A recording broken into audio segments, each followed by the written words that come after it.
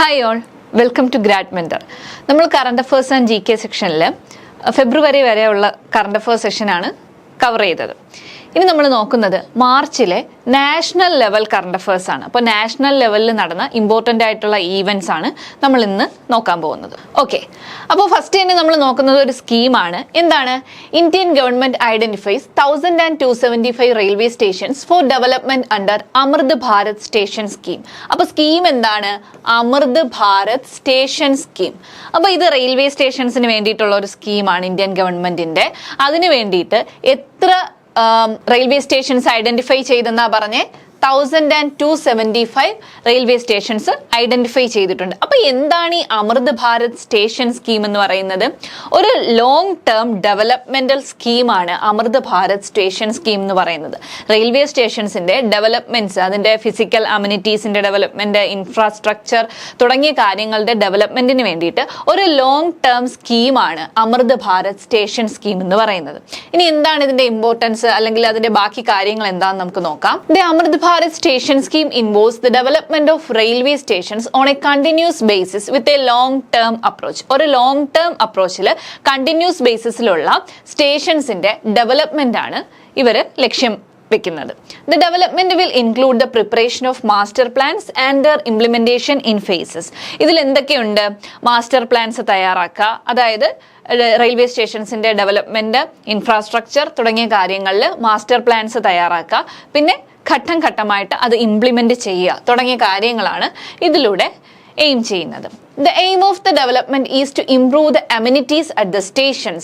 എന്തൊക്കെയാണ് ഇനി ഡെവലപ്മെന്റ് എന്ന് പറഞ്ഞ് ഉദ്ദേശിക്കുന്നത്? എന്തൊക്കെയാണ്? amenities at the stations such as station access, waiting halls, toilets, free Wi-Fi, better passenger information system and executive lounges. അപ്പോൾ തുടങ്ങിയ കാര്യങ്ങളാണ് എന്ത് ഈ ഡെവലപ്മെന്റ് എന്നുകൊണ്ട് ഉദ്ദേശിക്കുന്നത്. എന്തൊക്കെയാണ്? improve the amenities at the stations such as station access, waiting hall, toilets, free Wi-Fi, better passenger information system and executive lounges. ഇന്ത്യയിലെ എല്ലാ റെയിൽവേ സ്റ്റേഷനിലും ഒരേ തരത്തിലുള്ള അല്ലെങ്കിൽ ഒരു ബെറ്റർ ഫെസിലിറ്റീസ് ഉള്ള റെയിൽവേ സ്റ്റേഷൻസ് അല്ല ഇന്ത്യയിലുള്ളത്. അപ്പോൾ അങ്ങനെയുള്ള ഒരു 1275 റെയിൽവേ സ്റ്റേഷൻസ് ആണ് ഇവർ കണ്ടെത്തിയിരിക്കുന്നത്. എന്തിനു വേണ്ടിയിട്ട്? ബെറ്റർ ഫെസിലിറ്റീസ് കൊടുക്കാൻ വേണ്ടിയിട്ട്. ഏത് സ്കീം വഴിയാ? അമൃത് ഭാരത് സ്റ്റേഷൻ സ്കീം വഴി. Okay, the scheme also aims to improve the building, integrate the station with both sides of the city, provide multi modal integration, amenities of ദിവ്യാംഗൻസ് and create city centres of the station in the long term. അപ്പോൾ ഈ ദിവ്യാംഗൻസ് എന്ന് പറഞ്ഞാൽ ആരാ? Persons with disabilities. അപ്പോൾ disabilities അവരെ നമുക്ക് എന്തെന്ന് പറയാം? ഡിഫറെൻ്റ്ലി ഏബിൾഡ് എന്ന് പറയാം, അല്ലേ? അപ്പോൾ ഡിസബിലിറ്റീസ് ഉള്ള അല്ലെങ്കിൽ ഡിഫറെൻ്റ്ലി ഏബിൾഡ് ആയിട്ടുള്ള ആൾക്കാർക്ക് റെയിൽവേ സ്റ്റേഷനിൽ ഫെസിലിറ്റീസ് ഒരുക്കുക, അവർക്ക് വേണ്ട അമ്യൂണിറ്റീസ് പ്രൊവൈഡ് ചെയ്യുക തുടങ്ങിയ കാര്യങ്ങളും ഏതിൽ ഉൾപ്പെടുത്തിയിട്ടുണ്ട്? ഈ അമൃത് ഭാരത് സ്റ്റേഷൻ സ്കീമിൽ ഇൻക്ലൂഡ് ചെയ്തിട്ടുണ്ട്. അത്രയും കാര്യങ്ങൾ അപ്പോൾ ഓർത്തിരിക്കുക. സ്കീം എന്താണെന്ന് ഓർത്തിരിക്കുക. ആ സ്കീമിൽ എത്ര റെയിൽവേ സ്റ്റേഷൻസ് ആണ് ഐഡന്റിഫൈ ചെയ്തിട്ടുള്ളതെന്നും കൂടി ഓർത്തിരിക്കുക. അപ്പോൾ ഇതുമായിട്ട് ബന്ധപ്പെട്ട് നമുക്കിനി എങ്ങനെയാ ക്വസ്റ്റ്യൻസ് വരിക എന്നൊന്ന് നോക്കാം. What is the aim of the Amrit Bharat station scheme? എന്താ? To improve railway safety, to increase the number of trains running on the tracks, to develop railway stations with a long term approach, to privatise the Indian railways. അപ്പോൾ എന്തൊക്കെയാണ് ഇവിടെ തന്നിരിക്കുന്ന options? ഇതിൽ നിന്ന് നമുക്ക് ഏറ്റവും apt ആയിട്ടുള്ളത് വേണം ചൂസ് ചെയ്യാൻ. എന്താണ് അമൃത് ഭാരത് സ്റ്റേഷൻ സ്കീമിന്റെ എയിം എന്ന് പറയുന്നത്? To develop railway stations with a long term approach, അല്ലെ? ഒരു ലോങ് ടേം അപ്രോച്ച് വഴി റെയിൽവേ സ്റ്റേഷൻസിനെ ഡെവലപ്പ് ചെയ്യുക എന്നുള്ളതാണ് എന്താ അമൃത് ഭാരത് സ്റ്റേഷൻ സ്കീമിന്റെ എയിം എന്ന് പറയുന്നത്. ഓക്കെ, നെക്സ്റ്റ് നമ്മൾ നോക്കുന്നത് Swachh Mashal march from 28 to 31st March 2023, part of the ongoing Swachholsav 2023 campaign. അപ്പോൾ നമുക്ക് എല്ലാവർക്കും അറിയാം 2014 ലോഞ്ച് ചെയ്ത ഒരു മിഷൻ ആണെന്ത്? സ്വച്ഛ് ഭാരത് അഭിയാൻ അല്ലെങ്കിൽ സ്വച്ഛ് ഭാരത് മിഷൻ എന്ന് പറയുന്നത്. നമുക്ക് എല്ലാവർക്കും അറിയാം 2014 ലോഞ്ച് ചെയ്ത ഒരു മിഷനാണ് സ്വച്ഛ് ഭാരത് മിഷൻ അല്ലെങ്കിൽ സ്വച്ഛ് ഭാരത് അഭിയാൻ എന്ന് പറയുന്നത്, അല്ലേ? അപ്പോൾ ആരാ അത് ലോഞ്ച് ചെയ്തത്? നമ്മുടെ പ്രൈം മിനിസ്റ്റർ ആയിട്ടുള്ള നരേന്ദ്രമോദിയാണ്. ഓക്കെ, എന്തിനു വേണ്ടിയിട്ടാണ് സ്വച്ഛ് ഭാരത് മിഷൻ അല്ലെങ്കിൽ സ്വച്ഛ് ഭാരത് അഭിയാൻ കൊണ്ടുവന്നത്? അത് നമുക്കറിയാവുന്നതാണ്. To improve access and availability of sanitation and waste management infrastructure. അപ്പൊ ഈ ഒരു കാര്യത്തിന് വേണ്ടിയിട്ട് to improve the access and availability of sanitation and waste management ഇൻഫ്രാസ്ട്രക്ചറിന് വേണ്ടിയിട്ട് 2014 ലോഞ്ച് ചെയ്ത ഒരു മിഷനാണ് എന്ത്? സ്വച്ഛ് ഭാരത് അഭിയാൻ അല്ലെങ്കിൽ സ്വച്ഛ് ഭാരത് മിഷൻ എന്ന് പറയുന്നത്. ഇനി എന്താണ് സ്വച്ഛ് മശാൽ ക്യാമ്പയിൻ എന്ന് നോക്കാം. Over the past 8 years, crores of citizens have participated in the Swachh Bharat mission and transformed this government program into a people's mission. അപ്പോൾ ഈ 8 years കൊണ്ട് തന്നെ ഇത് ജനങ്ങള് ഒരു വലിയ വിജയമാക്കി എടുക്കുകയും ഈ ഒരു ഗവൺമെന്റ് മിഷനെ പീപ്പിൾസ് മിഷൻ ആക്കി മാറ്റുകയും ചെയ്തു അല്ലെ. അണ്ടർ SBM അർബൻ 2.0, അതായത് Swachh Bharat mission urban 2.0, lakhs of young people have led the rally for garbage free beaches, hills and tourist places.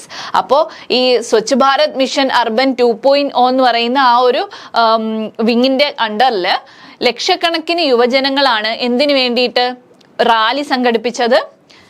Garbage free beaches, hills and tourist places, അതുപോലെ hills, beaches ഒക്കെ garbage free ആയിട്ട് സൂക്ഷിക്കാൻ വേണ്ടിയിട്ട് ഒരു rally സംഘടിപ്പിച്ചു. ലക്ഷക്കണക്കിന് യുവജനങ്ങളാണ് അതിൽ പങ്കെടുത്തത് അല്ലെ. As a part of the ongoing Swachhotsav 2023 campaign, the mission is set to mobilize citizens from over 2,800 cities as part of the Swachh Mashal March from 28 to 31st March 2023 to spread awareness regarding the idea of a garbage free city. ഇനി Swachh Mashal March എന്തിനു വേണ്ടിയിട്ടാണ് നടത്തുന്നത്? Idea of garbage free city. Garbage free city എന്നൊരു ഐഡിയക്ക് വേണ്ടിയിട്ടാണ് Swachh Mashal march സംഘടിപ്പിച്ചത്. അതും ഒരു rally തന്നെയാണ്. സ്വച്ഛ് ഭാരത് മിഷന്റെ കീഴിൽ സ്വച്ഛോത്സവ് സംഘടിപ്പിക്കുന്നുണ്ട്. 2023 സ്വച്ഛോത്സവ് നടക്കുന്നുണ്ട്. ആ സ്വച്ഛോത്സവിന്റെ ഭാഗമായിട്ട് സ്വച്ഛ് മശാൽ മാർച്ച് പറഞ്ഞിട്ട് 28 to 31st മാർച്ചിൽ ഒരു റാലി സംഘടിപ്പിച്ചു. എന്തിനു വേണ്ടിയിട്ട്? അതിന്റെ എയിം എന്താണ്? ഗാർബേജ് ഫ്രീ സിറ്റി എന്ന ഒരു ലക്ഷ്യവുമായാണ് സ്വച്ഛ് മശാൽ മാർച്ച് സംഘടിപ്പിച്ചത്. The Mashal march will facilitate ward mobilisation in nearly 3,000 cities and will be led by women change makers, SHG members, social influencers as well as political representatives. The Mashal March aims to spread awareness regarding zero waste, soil segregation and composting in their neighborhoods. ഇതെന്താ ലക്ഷ്യം വെക്കുന്നത്? Spread awareness. എന്തിനു വേണ്ടി awareness കൊടുക്കുകയാണ്? Regarding zero waste, source segregation and composting in their neighbourhoods. നമ്മുടെ മാലിന്യങ്ങൾ നമ്മുടെ നൈബർഹുഡ്സിൽ തന്നെ, അതായത് അയൽവക്കത്ത് കൊണ്ട് ഇടുക എന്നുള്ളതല്ല, നമ്മുടെ മാലിന്യങ്ങളുടെ ഉത്തരവാദിത്വം നമുക്ക് തന്നെയാണ്. നമ്മൾ തന്നെ കമ്പോസ്റ്റ് ചെയ്യുന്നതിനെ പറ്റിയിട്ട് ഒരു അവയർനെസ് നൽകാൻ വേണ്ടിയിട്ട്, അതുപോലെ സീറോ വേസ്റ്റ്, സോഴ്സ് സെഗ്രിഗേഷൻ തുടങ്ങിയ ഐഡിയാസ് ഇംപ്ലിമെന്റ് ചെയ്യാനും കൂടി വേണ്ടിയിട്ടാണ് മശാൽ മാർച്ച് സംഘടിപ്പിച്ചത്. Then several cities will be organizing ward-wide cleanliness drives and zero waste events to commemorate the International Day of Zero Waste on 30th March. ഇതിന്റെ ഭാഗമായിട്ട് 30th മാർച്ചിന് ഒരു day of zero waste, international day of zero waste. എന്താ international day of zero waste? 2022 March 30th UN general assembly international day of zero waste ആയിട്ട് declare ചെയ്തിട്ടുണ്ടായിരുന്നു. എന്നാണ് 2022 March 30th. Okay, അത് note ചെയ്ത് വെച്ചിരിക്കണം. 2022 March 30th UN general assembly international day of zero waste ആയിട്ട് declare ചെയ്തിട്ടുണ്ടായിരുന്നു. അതിനെ commemorate ചെയ്യാൻ വേണ്ടിയിട്ട് 30th March ward wide cleanliness ഡ്രൈവ്സും സീറോ വേസ്റ്റ് ഈവന്റും സംഘടിപ്പിച്ചു. Okay, citizens will be encouraged to place their efforts towards making their city garbage free. അതുപോലെ citizens എല്ലാവരും പ്ലെഡ്ജ് ചെയ്തു, ഒരു പ്രതിജ്ഞ എടുത്തു. in their efforts towards making the city garbage free. അവരുടെ സിറ്റി ഗാർബേജ് ഫ്രീ ആക്കുന്നതിന് വേണ്ടിയിട്ടുള്ള പ്ലെഡ്ജും അവർ ഇതോടൊപ്പം എടുത്തു. നെക്സ്റ്റ്, ഇവിടെ നിന്ന് എങ്ങനെ ക്വസ്റ്റ്യൻ വരാം? What is the objective of the Swachh Mashal march under the Swachhotsav 2023 campaign? അപ്പൊ 2023 സ്വച്ഛോത്സവ് ക്യാമ്പയിന്റെ ഭാഗമായിട്ട് സ്വച്ഛ് മശാൽ മാർച്ച് നടത്തിയതിന്റെ ഒബ്ജക്റ്റീവ് എന്തൊക്കെയായിരുന്നു? Okay, to promote the use of single use plastic items. അതാണോ? to spread awareness about the importance of composting, to encourage open defecation. അങ്ങനെയാണോ? Encourage ചെയ്യാനാണോ? Discourage ചെയ്യാൻ വേണ്ടിയിട്ടാണല്ലേ സ്വച്ഛ് ഭാരത് മിഷൻ തന്നെ വന്നത്. To spread awareness about the idea of a garbage free city. അപ്പോൾ സ്വച്ഛ് മശാൽ മാർച്ചിന്റെ correct ആയിട്ടുള്ള ഒബ്ജക്റ്റീവ് എന്തായിരുന്നു? To spread awareness about the idea of garbage free city എന്നുള്ളതായിരുന്നു. അപ്പോൾ ഒരു അവയർനെസ് അബൌട്ട് അല്ലെങ്കിൽ അവയർനെസ് കൊടുക്കുക ഏത് ഐഡിയയില്? ഗാർബേജ് ഫ്രീ സിറ്റി എന്ന ഒരു ഐഡിയോളജിയിലേക്ക് ഒരു അവയർനെസ് നൽകുകയായിരുന്നു. എന്തിന്റെ ലക്ഷ്യം എന്ന് പറയുന്നത്? സ്വച്ഛ് മശാൽ മാർച്ചിന്റെ അൾട്ടിമേറ്റ് എയിം എന്ന് പറയുന്നത്. അപ്പൊ അത് നോട്ട് ചെയ്തിരിക്കുക. നെക്സ്റ്റ് നമുക്ക് നോക്കാനുള്ള ഒരു ഈവന്റ് എന്ന് പറയുന്നത് Indian army and air force carried out exercise Vayu Prahar in the eastern sector. Indian ആർമിയും എയർഫോഴ്സും കമ്പൈൻ ചെയ്തുകൊണ്ട് ഒരു എക്സസൈസ് നടത്തി. അതിന്റെ പേരാണ് എന്തായിരുന്നു അതിന്റെ പേര്? വായു പ്രഹാർ എന്ന് പേരിട്ട് ഇന്ത്യൻ ആർമിയും ഇന്ത്യൻ എയർഫോഴ്സും കമ്പൈൻ ചെയ്തുകൊണ്ട് ഒരു എക്സസൈസ് കണ്ടക്ട് ചെയ്തു. The Indian army and the Indian air force conducted an intense 96 hour long and multi dimensional joint exercise. അപ്പൊ അത് നോക്കണം, 96 hour നീണ്ടുനിന്ന ഒരു മൾട്ടി ഡയമെൻഷണൽ ജോയിന്റ് എക്സസൈസ് ആണ് വായു പ്രഹാർ എന്ന് പറയുന്നത്. To enhance the capability to conduct synergistic operations. ഇങ്ങനെ ഇവര് രണ്ട് ഫോഴ്സും കൂടി സമന്വയിച്ചുകൊണ്ടുള്ള ഓപ്പറേഷൻസ് കണ്ടക്ട് ചെയ്യാനുള്ള ഒരു കാപ്പബിലിറ്റി എൻഹാൻസ് ചെയ്യാൻ വേണ്ടിയിട്ടാണ് ഈ 96 hour long and multi dimensional joint exercise ആയ വായു പ്രഹാർ കണ്ടക്ട് ചെയ്തത്. അത് ഓർത്തിരിക്കുക. അതായത് പെട്ടെന്ന് ഒരു എമർജൻസി സിറ്റുവേഷൻ വരികയാണ്, ഒരു പ്രൊട്ടസ്റ്റ് വേണം, അല്ലെങ്കിൽ ഒരു ഓപ്പറേഷൻ വേണം എന്ന് വന്നാൽ എങ്ങനെ ഇന്ത്യൻ ആർമിയും എയർഫോഴ്സും കമ്പൈൻ ചെയ്ത് ജോയിൻ ചെയ്ത് ആ ഒരു ഓപ്പറേഷൻ കണ്ടക്ട് ചെയ്യും. അതിനു വേണ്ടിയിട്ട് അതിനുള്ള ഒരു കാപ്പബിലിറ്റി എൻഹാൻസ് ചെയ്യാൻ വേണ്ടിയിട്ടാണ് ഇങ്ങനെ ഒരു ജോയിന്റ് എക്സസൈസ് കണ്ടക്ട് ചെയ്തത്. എന്തായിരുന്നു നെയിം? വായു പ്രഹാർ. ആരൊക്കെയായിരുന്നു അതിനകത്ത് പാർട്ടിസിപ്പേറ്റ് ചെയ്തത്? ഇന്ത്യൻ ആർമിയും ഇന്ത്യൻ എയർഫോഴ്സും. അത് നോട്ട് ചെയ്ത് വെച്ചിരിക്കുക. The exercise took place in the second week of March amid the ongoing standoff between India and China on the line of actual control. അപ്പോൾ എന്താണ് line of actual control? Indian controlled ടെറിട്ടറിയെയും Chinese controlled ടെറിട്ടറിയെയും തമ്മിൽ separate ചെയ്യുന്ന ഒരു national demarcation ആണ് line of actual control എന്ന് പറയുന്നത്. അപ്പോൾ അതിനകത്ത് ഏതൊക്കെ കൺട്രീസ് ആണെന്ന് ഓർക്കണം. ഇൻഡോ ചൈന ആണ്. ഇന്ത്യൻ കൺട്രോൾഡ് ടെറിട്ടറിയെയും ചൈനീസ് കൺട്രോൾഡ് ടെറിട്ടറിയെയും തമ്മിൽ സെപ്പറേറ്റ് ചെയ്യുന്ന ഒരു നാഷണൽ ലെവൽ ഡിമാർക്കേഷൻ ആണ് എന്തെന്ന് പറയുന്നത്? ലൈൻ ഓഫ് ആക്ച്വൽ കൺട്രോൾ എന്ന് പറയുന്നത്. അത് not ചെയ്തിരിക്കാം. Then the objective of the joint exercise was to enhance the operational capability of the army to conduct airstrikes in high altitude combat zones and to intensify the system for carrying out contingency operations. Contingency operations carry out ചെയ്യാൻ വേണ്ടിയിട്ട്, അത് മാത്രമല്ല high altitude സോൺസിൽ വെച്ചിട്ട് ഇങ്ങനെയുള്ള operations conduct ചെയ്യാൻ വേണ്ടിയിട്ടുള്ള ഒരു capability enhance ചെയ്യാൻ വേണ്ടിയിട്ടാണ് ഇങ്ങനെ ഒരു ഓപ്പറേഷൻ അല്ലെങ്കിൽ എക്സസൈസ് കണ്ടക്ട് ചെയ്തത്. എക്സസൈസിന്റെ നെയിം ഇമ്പോർട്ടന്റ് ആണ്, വായു പ്രഹാർ. ആരൊക്കെയാണ് പങ്കെടുത്തത്? ഇന്ത്യൻ ആർമിയും ഇന്ത്യൻ എയർഫോഴ്സും. Okay. Under this coordination between various agencies of the army, quick mobilisation, transportation and deployment of forces was practised in a fixed time. ഇവിടെ എന്തൊക്കെ പ്രാക്ടീസ് ചെയ്യപ്പെട്ടു? ഒരു ഫിക്സഡ് ടൈമിൽ പെട്ടെന്നുള്ള quick mobilisation, transportation and deployment of forces തുടങ്ങിയ കാര്യങ്ങൾ practice ചെയ്യപ്പെട്ടു. Okay. Next നമുക്ക് നോക്കാനുള്ള ഒരു ഇവന്റ് ആണ് national institute of urban affairs is organising the first urban climate film festival under U20 engagement events. Okay. അപ്പോൾ ആദ്യമായിട്ട് കണ്ടക്ട് ചെയ്യാണ്? ഒരു urban climate film festival conduct ചെയ്യുകയാണ് അല്ലേ? National institute of urban affairs ആണ് ഇത് കണ്ടക്ട് ചെയ്തത്. അപ്പൊ നോക്കുക, national institute of urban affairs ആണ് കണ്ടക്ട് ചെയ്തത്. എന്താ കണ്ടക്ട് ചെയ്തത്? First urban climate film festival. എന്തിനു വേണ്ടിയിട്ടാ? അതായത് ക്ലൈമറ്റ് ചേഞ്ച് സിറ്റി ലൈഫിൽ എത്രത്തോളം അഫക്റ്റ് ചെയ്തിട്ടുണ്ടെന്നും അതിനെപ്പറ്റി ഒരു അവയർനെസ് കൊടുക്കുക, അതുപോലെ ഒരു സസ്റ്റൈനബിൾ ഡെവലപ്മെന്റ് അല്ലെങ്കിൽ സസ്റ്റൈനബിൾ ആയിട്ടുള്ള ഒരു ക്ലൈമറ്റിക് ചേഞ്ചിനെതിരെയുള്ള ഒരു സസ്റ്റൈനബിൾ ഡെവലപ്മെന്റിനെ പറ്റിയിട്ട് അവെയർ കൊടുക്കാൻ വേണ്ടിയിട്ടാണ് ഇങ്ങനെ ഒരു ക്ലൈമറ്റ് അല്ലെങ്കിൽ urban climate film festival conduct ചെയ്തത്. Festival through CIT IIS program under U20 participatory programs. അപ്പോൾ എന്താണ് ഈ CIT IIS എന്ന് പറയുന്നത്? City investment to innovate, integrate and sustain എന്ന് പറയുന്നത് ഗവൺമെന്റ് ഓഫ് ഇന്ത്യയുടെ സ്മാർട്ട് സിറ്റി ക്യാമ്പയിനുമായിട്ട് ബന്ധപ്പെട്ടുള്ള ഒരു ഇന്നോവേഷൻ ആണ്. എന്താണത്? City investments to innovate, integrate and sustain എന്ന് പറയുന്നത്. അതിന്റെ അണ്ടറിലാണ് ഈ ഒരു പ്രോഗ്രാം അല്ലെങ്കിൽ ഈ ഒരു അർബൻ ക്ലൈമറ്റ് ഫിലിം ഫെസ്റ്റിവൽ എന്ന് പറയുന്നത് കണ്ടക്ട് ചെയ്തത്. The event is being organised in collaboration with the ministry of housing and urban affairs, the French development agency and the European union. അപ്പോൾ ആരുടെയൊക്കെ അണ്ടറിലാണ് ഇത് ഓർഗനൈസ് ചെയ്തത്?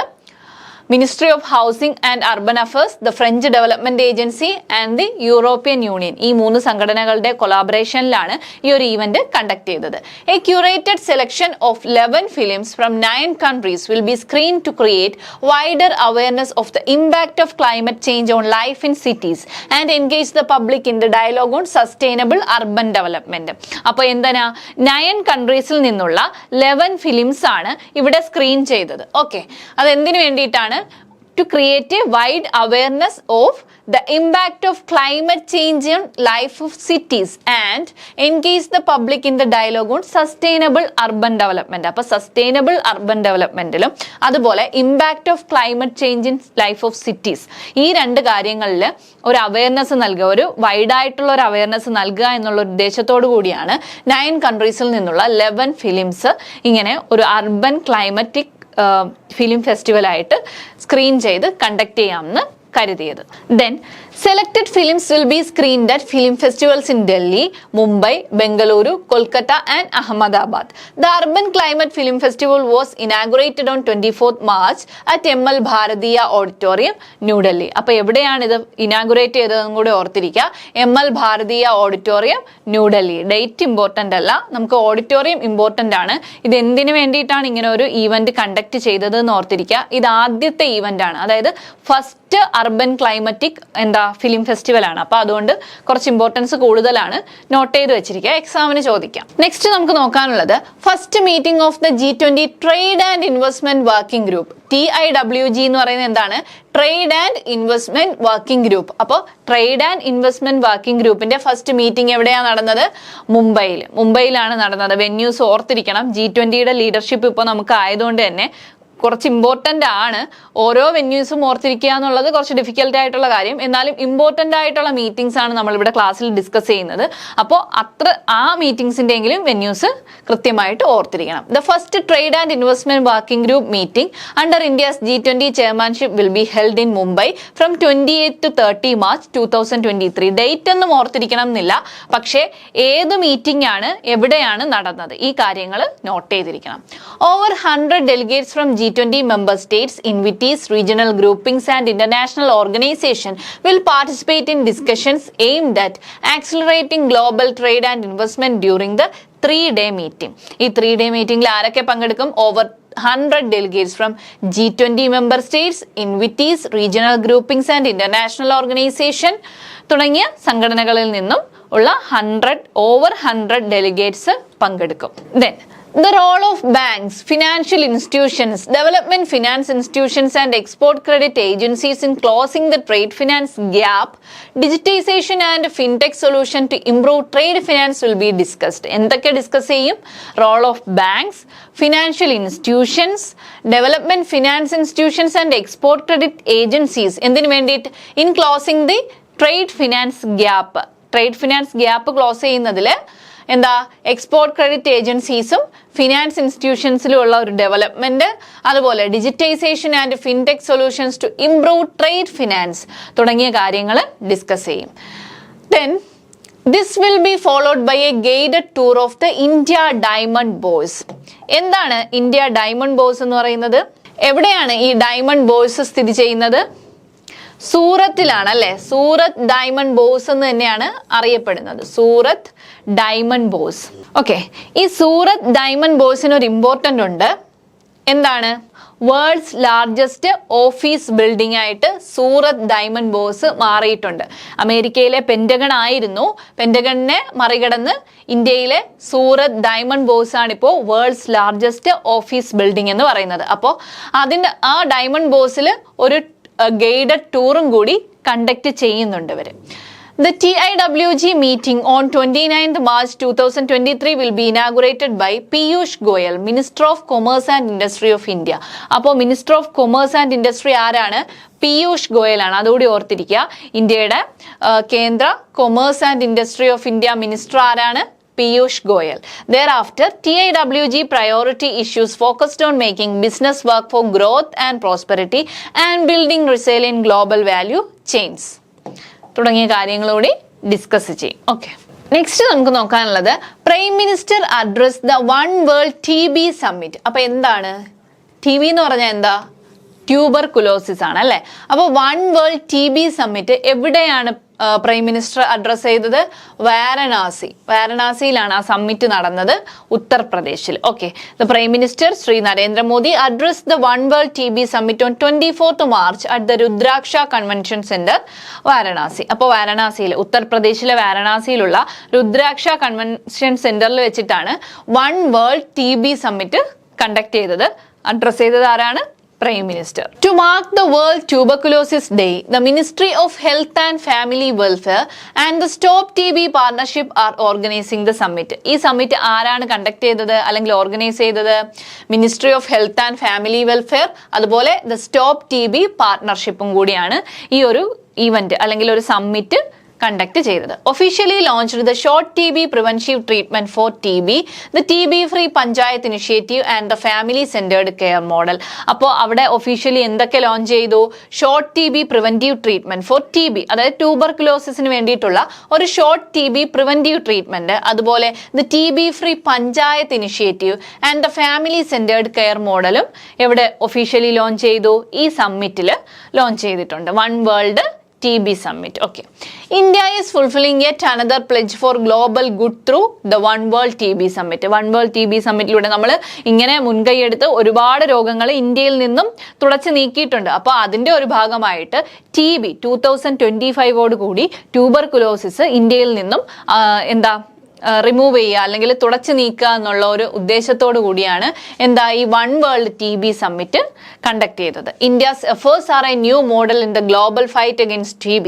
People's participation is a major contribution of India in the fight against TB. India is working on the target of eliminating TB by the year 2025. 2025 കൂടി TB നമ്മുടെ രാജ്യത്ത് നിന്ന് eliminate ചെയ്യണം എന്നുള്ള ഒരു ടാർഗറ്റോട് കൂടിയാണ് ഇന്ത്യ പ്രവർത്തിക്കുന്നത്. നെക്സ്റ്റ് നമുക്ക് നോക്കാനുള്ളത് India is the third largest fish producing country contributing 8% to the global fish production. Global fish പ്രൊഡക്ഷന്റെ 8% കോൺട്രിബ്യൂട്ട് ചെയ്തുകൊണ്ട് ലോകത്തിലെ മൂന്നാമത്തെ വലിയ ഫിഷ് പ്രൊഡ്യൂസിംഗ് കൺട്രി ആയിട്ട് ഇന്ത്യ മാറിയിട്ടുണ്ട്. India is the third largest fish producing country contributing 8% to global fish production and second in aquaculture production. Global fish പ്രൊഡക്ഷനിൽ India എത്രാം സ്ഥാനത്താണ്? തേർഡ് പൊസിഷനിൽ എത്തിയിട്ടുണ്ട്. അതുപോലെ അക്വാകൾച്ചർ പ്രൊഡക്ഷനിലാണെങ്കിലോ സെക്കൻഡ് പൊസിഷനിലാണ് ഇന്ത്യ എന്ന് പറയുന്നത്. Fish production in 2021-22 is pegged at 16.24 million tons, including 4.12 million tons from marine fish production and 12.12 million tons from aquaculture. ഇനി കുറച്ച് കണക്കുകളാണ്, ജസ്റ്റ് ഒന്ന് നോട്ട് ചെയ്തിരുന്നാൽ മാത്രം മതി. ഫിഷ് പ്രൊഡക്ഷനിൽ 2021-22 16.24 million tons ആണ്. എങ്ങനെ? ഇൻക്ലൂഡിങ് 4.12 million tons എന്ന് പറയുന്ന മറൈൻ ഫിഷ് പ്രൊഡക്ഷനും അതുപോലെ 12.12 million tons എന്ന് പറയുന്നത് അക്വാകൾച്ചറിൽ നിന്നും. Since the launch of the Pradhan Mantri Matsya Sampada Yojana in the year 2020-21 the total fish production in the country has shown an increasing trend.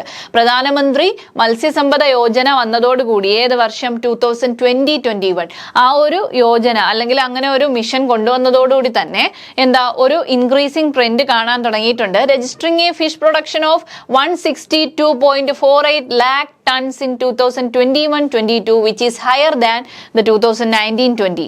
1920 എത്രയായിരുന്നു? 141.64 lakh tons ആയിരുന്നു പ്രൊഡക്ഷൻ എന്ന് പറയുന്നത്. അത് 2021-22 ആയപ്പോഴേക്കും 162.48 lakhs tons ആയിട്ട് മാറി. നെക്സ്റ്റ് നമുക്ക് നോക്കാനുള്ളത് president of India presented the Padma awards 2023. Indian government നൽകുന്ന പരമോന്നത എന്താ ബഹുമതിയാണ് അല്ലെ പത്മ അവാർഡ്സ് എന്ന് പറയുന്നത്. അപ്പോൾ 3 കാറ്റഗറീസിലാണ് പത്മ അവാർഡ്സ് നൽകുന്നത്. എന്താ നമുക്കറിയാം, Padma Bhushan and Padma Shri. Padma Vibhushan Shri. Okay, Padma Bhushan and Padma Shri, ഇങ്ങനെ 3 കാറ്റഗറീസിലാണ് പത്മ അവാർഡ്സ് നൽകുന്നത്. ഇപ്പോൾ എത്ര അവാർഡ്സ് ആണ് നൽകിയത്? 3 പത്മവിഭൂഷൺ, 4 പത്മഭൂഷൺ ആൻഡ് 47 പത്മശ്രീ അവാർഡ്സ് ആണ് 2023 ഡിക്ലെയർ ചെയ്തിട്ടുള്ളതെന്നും കൂടി ഓർത്തിരിക്കുക. The president of India Shrimati Droupadi Murmu presented 3 Padma Vibhushan, 4 Padma Bhushan and 47 Padma Shri awards for the year 2023 at the civil investiture ceremony held at Rashtrapati Bhavan on 22nd March 2023 in the presence of Vice President of India, Prime Minister, Union Minister of Home Affairs and other dignitaries. ഇനി ഏതൊക്കെ ഫീൽഡിലാണ് ഈ award നൽകുന്നത്? The awards are given in various disciplines, fields of activities such as arts, social work, public affairs, science and engineering, trade and industry, medicine, literature and education, sports, civil service, etc. തുടങ്ങിയ ഇത്രയും കാറ്റഗറീസിലാണ് എന്ത് Padma awards നൽകുന്നത്. Padma Vibhushan is awarded for exceptional and distinguished service. Exceptional and distinguished സർവീസിനാണ് എന്ത് നൽകുന്നത്? പത്മവിഭൂഷൺ നൽകുന്നത്. പത്മഭൂഷൺ ആണെങ്കിലോ for distinguished service of high order, and then Padma Shri for distinguished service in any field. അപ്പോൾ ഈ ഒരു 3 കാറ്റഗറിയിലാണ് അവാർഡ് നൽകുന്നതെന്ന് ഓർത്തിരിക്കുക. 2023 എത്ര പത്മവിഭൂഷണാണ് നൽകിയത്? 3. അതുപോലെ എത്ര പത്മഭൂഷണാണ്? 4. ആൻഡ് എത്ര പത്മശ്രീ അവാർഡ്സ് ആണ് നൽകിയത്? 47. അപ്പോൾ ഇത്രയും കാര്യങ്ങൾ ഓർത്തിരിക്കുക. ആരാണ് പത്മ അവാർഡ്സ് ഡിക്ലെയർ ചെയ്യുന്നത്? പ്രസിഡന്റ് ഓഫ് ഇന്ത്യ ആണ്. ഓക്കെ, നെക്സ്റ്റ് നമുക്ക് നോക്കാനുള്ളത് income tax department launched mobile app AIS for tax payers. അപ്പോൾ എന്താണ്? ഒരു മൊബൈൽ ആപ്പ് ഇറക്കിയിട്ടുണ്ട്. ഒരു ഫ്രീ മൊബൈൽ ആപ്പാണ്. ആരാ ഇത് ഇറക്കി? ഏത് ഡിപ്പാർട്ട്മെന്റ് ആണ് ഈ ഒരു ആപ്പ് ലോഞ്ച് ചെയ്തത്? Income tax department of India ആണ്. എന്താണ് ആപ്പ്? AIS. ആർക്ക് വേണ്ടിയിട്ടാണ് ഈ ആപ്പ് ലോഞ്ച് ചെയ്തത്? ടാക്സ് പേയേഴ്സിന് വേണ്ടിയിട്ട്. The income tax department has launched a free mobile app called AIS for tax payers.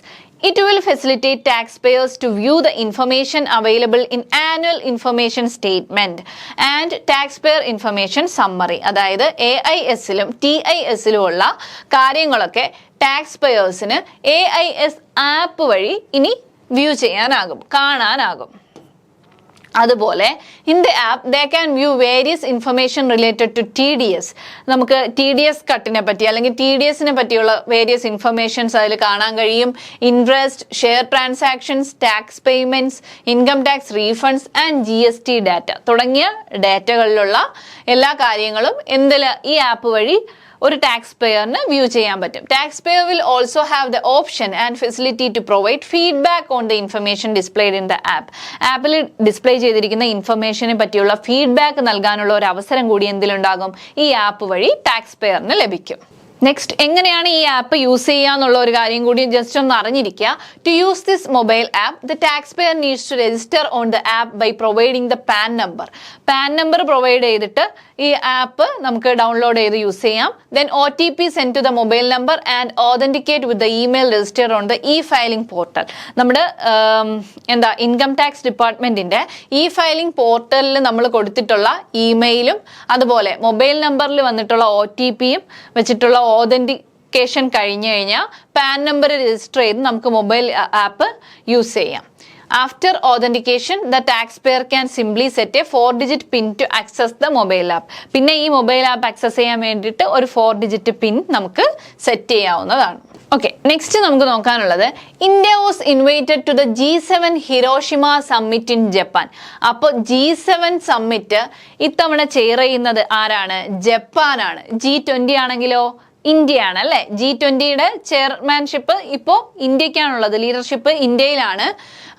അതുപോലെ G7 എവിടെയാണ്? ജപ്പാനിലാണ്. ജപ്പാനിലെ ഹിരോഷിമയിലാണ് എന്നുള്ളത് ഓർത്തിരിക്കുക. അപ്പോൾ ഇന്ത്യയെ ജപ്പാനിലെ G7 ഹിരോഷിമ സമ്മിറ്റിന് വേണ്ടിയിട്ട് ഇൻവൈറ്റ് ചെയ്തിട്ടുണ്ട് എന്നുള്ളതാണ് news. Okay, Japanese prime minister Fumio Kishida. അപ്പോൾ ജാപ്പനീസ് പ്രൈം മിനിസ്റ്റർ ആരാണ്? Fumio Kishida. New prime ministers presidents ഇതെല്ലാം CUET എക്സാമിന് സ്ഥിരമായിട്ട് ചോദിച്ചു വരുന്നുണ്ട് ജനറൽ ടെസ്റ്റിലെ GK സെഷനിൽ. അപ്പോൾ ഓർത്തിരിക്കണം, ഫുമിയോ കിഷിദയാണ് ജാപ്പനീസ് പ്രൈം മിനിസ്റ്റർ എന്ന് പറയുന്നത്. Formally invited Indian prime minister Narendra Modi to the G7 Hiroshima summit. അപ്പോൾ G7 സമ്മിറ്റ് ഈ വർഷം നടക്കുന്നത് എവിടെയാണെന്ന് കൂടി ഓർത്തിരിക്കുക, ഹിരോഷിമയിലാണ്.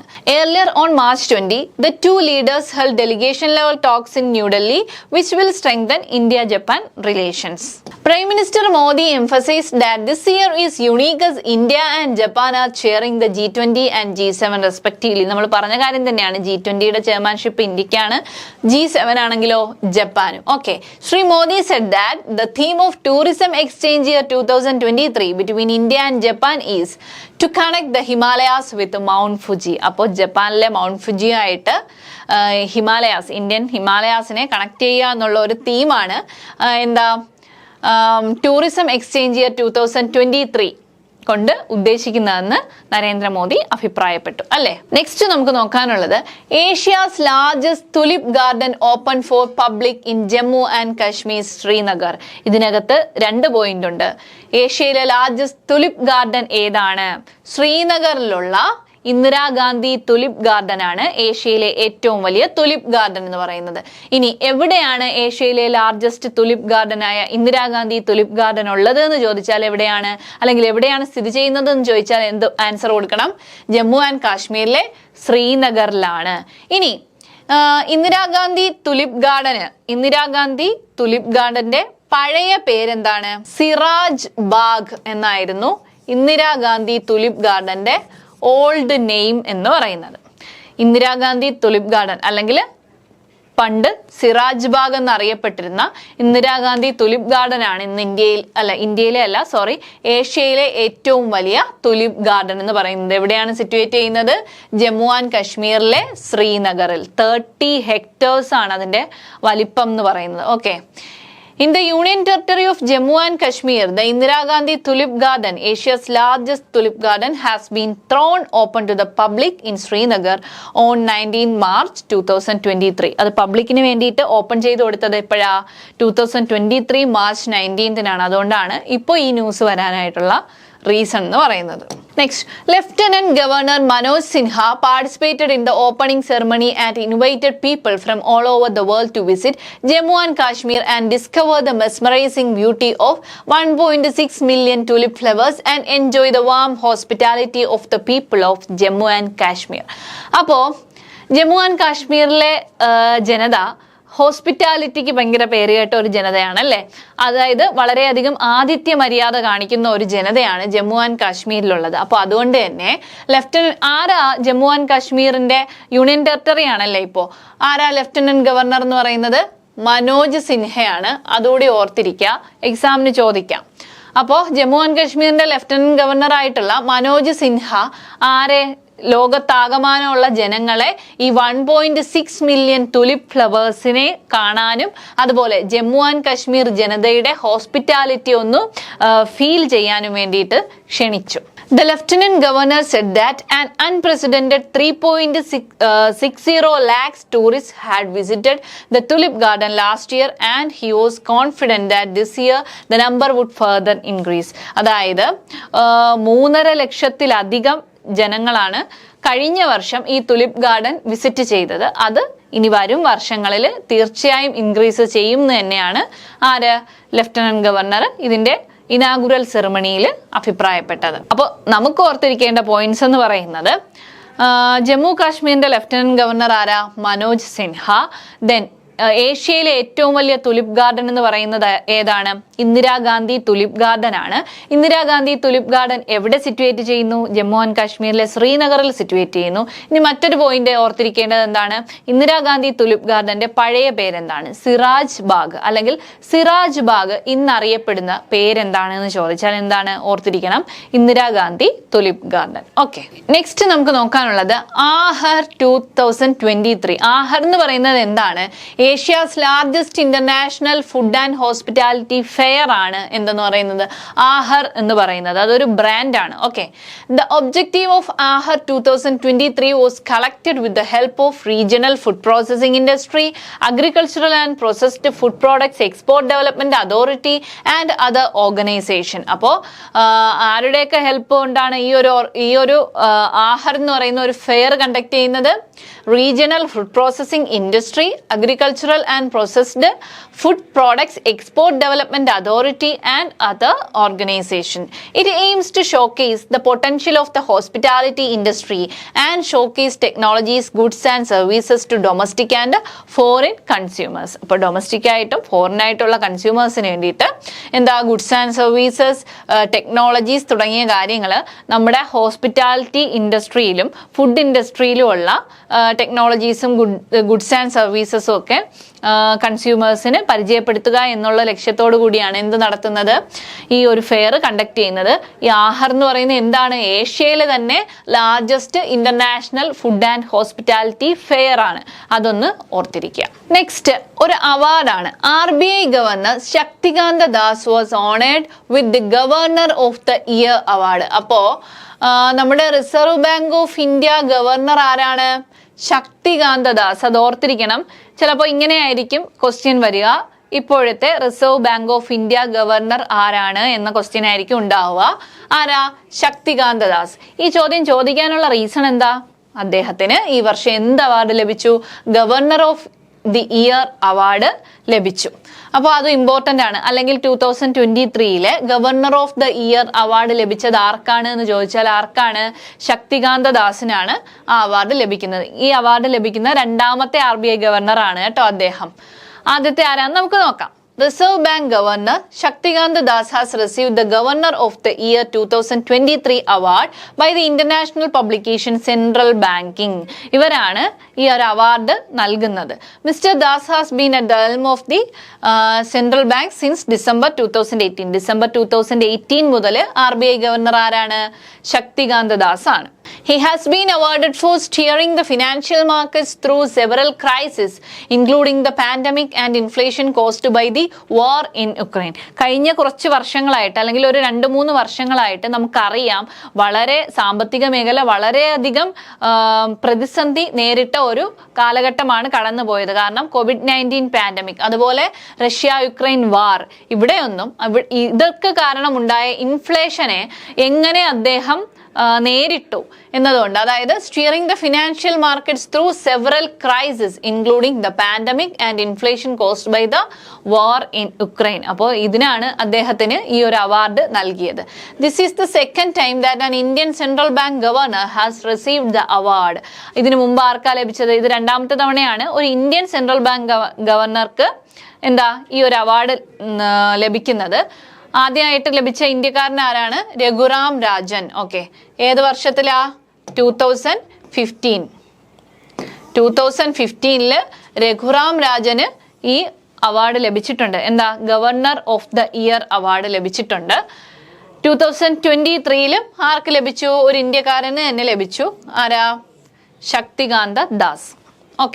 ഓക്കെ, നെക്സ്റ്റ് വളരെ ഇമ്പോർട്ടന്റ് ആയിട്ടുള്ള ഒരു ഇവന്റ് ആണ്. Surekha Yadav, Asia's first women loco piloted the Vande Bharat express. അപ്പോ ഏഷ്യയിലെ ഫസ്റ്റ് വുമൺ ലോക്കോ പൈലറ്റ് ആര് എന്ന ചോദ്യത്തിന്റെ ഉത്തരം എന്താണ്? സുരേഖ യാദവ് ആണ് ഏഷ്യയിലെ ആദ്യത്തെ വനിതാ ലോക്കോ പൈലറ്റ് എന്ന് പറയുന്നത്. എവിടെ അവര് വന്ദേ ഭാരത് എക്സ്പ്രസ് ആണ് ഓടിച്ചത് അല്ലേ? Asia's first woman loco pilot Surekha Yadav has become the first woman to operate the newly introduced semi high speed Vande Bharat express train. അപ്പോൾ പുതിയതായിട്ട് ഇൻട്രൊഡ്യൂസ് ചെയ്ത semi high speed express train ആണ് വന്ദേ ഭാരത് എന്ന് പറയുന്നത്. ഈ വന്ദേ ഭാരത് ആണ് ഓപ്പറേറ്റ് ചെയ്തത് ആര്? Surekha Yadav. She has now got the opportunity to run the Vande Bharat Express on the Mumbai-Pune Sholapur route. ഇപ്പോൾ ഏത് റൂട്ടിലാണ് അവർ വന്ദേ ഭാരത് ഓപ്പറേറ്റ് ചെയ്യുന്നത്? മുംബൈ പൂനെ സോളാപൂർ റൂട്ടിലാണ്. Surekha Yadav, who served in the railways for 34 years, had expressed her desire to run the Vande Bharat Express in 2021 on the occasion of Women's Day in a conversation with Times of India. Times of ഇന്ത്യയുമായിട്ട് ഒരു conversation നടത്തി. എന്താ, 2021 വനിതാ ദിനത്തോടനുബന്ധിച്ച് Surekha Yadav Times of ഇന്ത്യയുമായിട്ട് ഒരു കോൺവെർസേഷനിൽ അവർക്ക് വന്ദേ ഭാരത് അല്ലെങ്കിൽ വന്ദേ ഭാരത് ഓപ്പറേറ്റ് ചെയ്യാനുള്ള, റൺ ചെയ്യാനുള്ള ആഗ്രഹത്തെ പറ്റി സംസാരിച്ചിരുന്നു. അങ്ങനെയാണ് ഈ വർഷം അവർക്ക് അതിനുള്ള ഒരു ചാൻസ് ലഭിക്കുന്നത്. അതോടുകൂടി ഒരു റെക്കോർഡ് കൂടി പിറക്കുകയാണ് ചെയ്തത്. ഏഷ്യയിലെ ഫസ്റ്റ് വുമൺ ലോക്കോ പൈലറ്റ് എന്ന റെക്കോർഡ് കൂടി ആർക്ക് സ്വന്തമായി? സുരേഖ യാദവിന് സ്വന്തമായി. അപ്പോൾ ആ നെയിം പ്രത്യേകം ഓർത്തിരിക്കണം. വന്ദേ ഭാരത് ആണ്, വന്ദേ ഭാരതിലെ ലോക്കോ പൈലറ്റ് ആണ്. ഏഷ്യയിലെ ആദ്യത്തെ വുമൺ ലോക്കോ പൈലറ്റ് ആണ്. ആരാണ്? സുരേഖ യാദവ്. ദെൻ മറ്റൊരു പേര് കൂടി നമ്മൾ ഇതിന്റെ കൂടെ ഓർത്തിരിക്കണം, മുംതാസ് എം കാസി. മുംതാസ് എം കാസിയുടെ ഇമ്പോർട്ടൻസ് എന്താണ്? The first Indian woman to drive a diesel engine train. ഒരു ഡീസൽ എഞ്ചിൻ ട്രെയിൻ ഡ്രൈവ് ചെയ്യുന്ന ഫസ്റ്റ് ഇന്ത്യൻ വുമൺ ആണ് ആര്? മുംതാസ് എം കാസി എന്ന് പറയുന്നത്. അപ്പോൾ ഈ രണ്ട് നെയിമും ഓർത്തിരിക്കുക. സുരേഖ യാദവിന്റെ ഇമ്പോർട്ടൻസ് എന്ന് പറയുന്നത് Asia's first woman loco pilot ആണ്. ഓപ്പറേറ്റ് ചെയ്യുന്നത് വന്ദേ ഭാരത് എക്സ്പ്രസ് ആണ്. അതുപോലെ മുംതാസ് എം കാസി എന്ന നെയിം കൂടി ചേർത്ത് ഓർത്ത് പഠിച്ചു വെച്ചിരിക്കുക. എന്താ? The first Indian woman to drive a diesel engine train. Okay, next നമുക്ക് നോക്കാനുള്ളത് world's largest railway platform is being built in Hubballi, Karnataka. കർണാടകയിലെ ഹൂബ്ലി അല്ലെങ്കിൽ ഹുബ്ബള്ളിയില് ലോകത്തിലെ ഏറ്റവും വലിയ റെയിൽവേ പ്ലാറ്റ്ഫോം നിർമ്മിച്ചുകൊണ്ടിരിക്കുകയാണ് അല്ലെ. ഇപ്പൊ ആരാ? ഇപ്പൊ ഏത് പ്ലാറ്റ്ഫോം ആണ്? ഗോരഖ്പൂർ ആണ് ഇപ്പോൾ ലാർജസ്റ്റ് റെയിൽവേ പ്ലാറ്റ്ഫോം എന്ന് പറയുന്നത്. ഉടനെ തന്നെ ഇതിന്റെ പണി പൂർത്തിയായി കഴിഞ്ഞാൽ വേൾഡ്സ് ലാർജസ്റ്റ് റെയിൽവേ പ്ലാറ്റ്ഫോം എന്ന് പറയുന്നത് കർണാടകയിലെ ഹുബ്ബള്ളി റെയിൽവേ സ്റ്റേഷൻ ആയിട്ട് മാറും. Okay, the world's largest platform is being built at Hubballi station in Karnataka. At present Gorakhpur railway station has the largest platform in India and world. ഇന്ത്യയിലെ മാത്രമല്ല ലോകത്തിലെ തന്നെ ഏറ്റവും വലിയ റെയിൽവേ പ്ലാറ്റ്ഫോം എന്ന് പറയുന്നത് ഇപ്പോൾ ആരാണ്? ഗോരഖ്പൂർ ആണ്. എന്നാൽ ഹുബ്ബള്ളിയിലെ പ്ലാറ്റ്ഫോമിന്റെ പണി കഴിഞ്ഞാൽ, ബിൽഡ് ചെയ്ത് കഴിഞ്ഞാൽ ആ റെക്കോർഡ് ആർക്ക് സ്വന്തമാകും? കർണാടകയിലെ ഹുബ്ബള്ളി സ്റ്റേഷന് സ്വന്തമാകും. Next, Hubballi is the headquarters of south western railway zone. അപ്പോൾ സൗത്ത് വെസ്റ്റേൺ റെയിൽവേ സോണിന്റെ ഹെഡ് ക്വാർട്ടേഴ്സ് ആണ് എന്ത്? ഹുബ്ബള്ളി എന്ന് പറയുന്നത്. One line of platform number will be increased by 550 meters to 1400 meters. It will be 10 platform meters. Presently, the world's highest platform of 1366 meters is in Gorakhpur. അപ്പോൾ 1366 metre ഉള്ള platform, world's largest platform എന്ന് പറയുന്നത് ഗോരഖ്പൂരിലെ railway സ്റ്റേഷനിലുള്ള platform ആണ്. എന്നാൽ അത് 1400 metres ആയിട്ട് ഇനി ആര് വരും? ഹുബ്ബള്ളി റെയിൽവേ സ്റ്റേഷൻ വരും. അതോടുകൂടി ലോകത്തിലെ ഏറ്റവും വലിയ റെയിൽവേ പ്ലാറ്റ്ഫോം എന്ന റെക്കോർഡ് ആർക്ക് സ്വന്തമാകും? ഹുബ്ബള്ളി റെയിൽവേ സ്റ്റേഷന് സ്വന്തമാകും. അപ്പോൾ ഗോരഖ്പൂറും ഹുബ്ബള്ളിയും ഓർത്ത് വെച്ചിരിക്കുക.